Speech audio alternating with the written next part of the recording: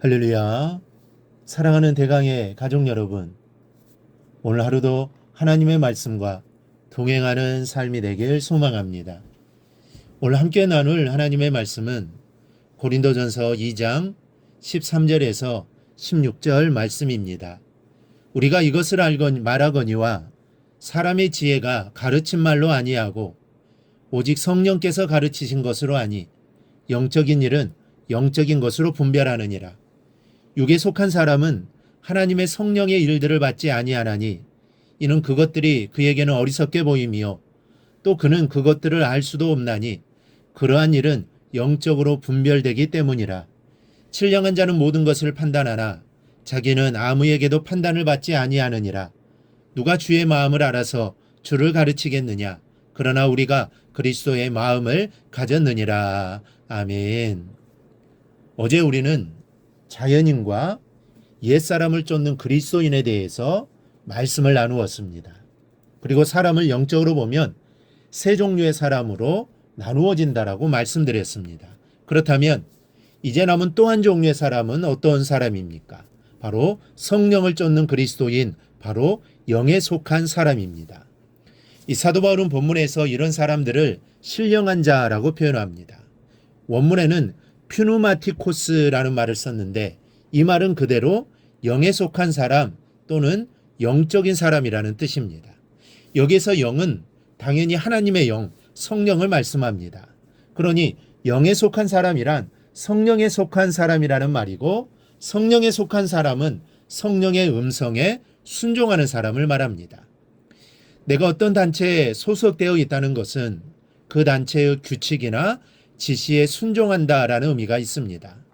만약 내가 어떤 단체에 소속되어 있으면서도 그 단체의 규칙을 지키지 않고 또 결정사항이나 지시사항에도 아랑곳하지 않고 내 멋대로 한다면 이미 그 구성원으로서의 자격을 잃은 것입니다. 그러니 영에 속한 사람이라는 것은 내가 성령의 음성에 순종하는 사람이 되었다는 말과 같습니다.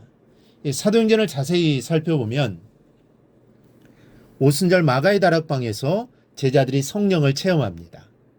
그 이후로 철저하게 성령의 가르치심과 인도하심에 순종하는 모습을 보게 됩니다.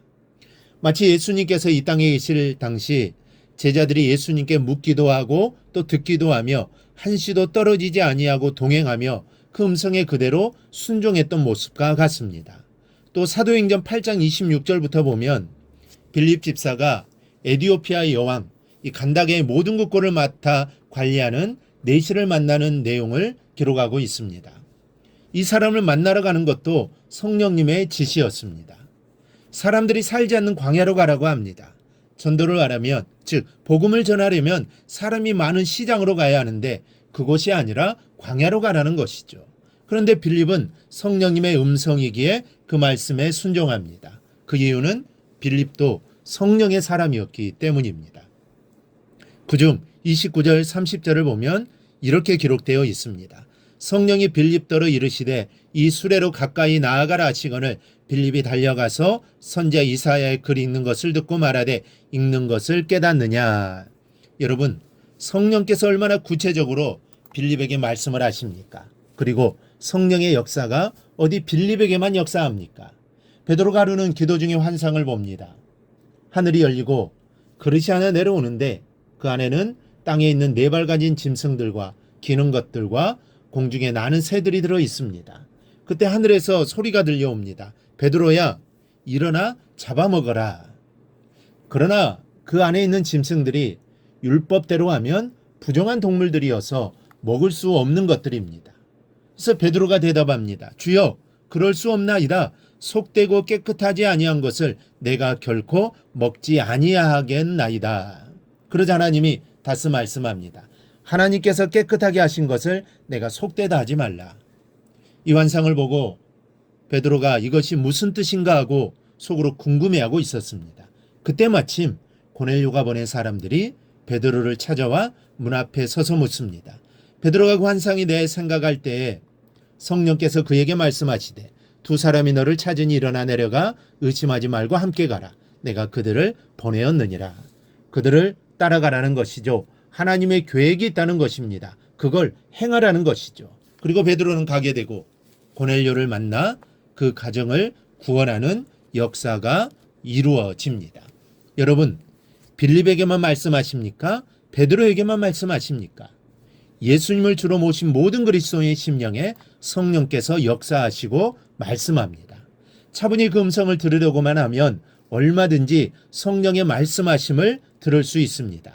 그리고 그 음성을 듣고 순종하는 사람의 영에 속한 사람입니다. 성령을 쫓는 사람입니다. 여러분, 성령을 쫓아 사는 영에 속한 사람은 이 세상과 하나님의 나라, 그리고 보이는 세계와 보이지 않는 세계를 확실히 구분하며 살아갑니다. 이 세상 일을 멸시하거나 포기하지는 않지만 그러나 거기에 얽매이거나 크게 영향받지 않는다는 말씀입니다. 세상 일을 추구하거나 쾌락에 몰두하는 일이 하나님과 원수가 된다는 것을 성령께서 말씀하시기 때문에 언제나 세상과는 일정한 거리를 두고 살아가는 것입니다. 반면에 하나님이 요구하시고 성령께서 말씀하시는 일에는 아주 적극적으로 나섭니다. 생활 속에 확실한 우선순위가 하나님 중심으로 매겨져 있습니다. 그렇게 살아간다고 해서 실수가 없는 것은 아니지만 사람들로부터 지탄받고 비난받을 만큼 실수투성이의 삶은 살지 않습니다. 이렇게 살아가는 사람이 바로 성령의 사람, 성령에 속한 사람입니다. 그렇다면 나는 어떤 사람입니까? 성령을 쫓아 사는 영에 속한 사람이 되기를 원합니다. 절대로 육에 속해서 세상을 따라가다 멸망하는 사람이 되지 않기를 바랍니다.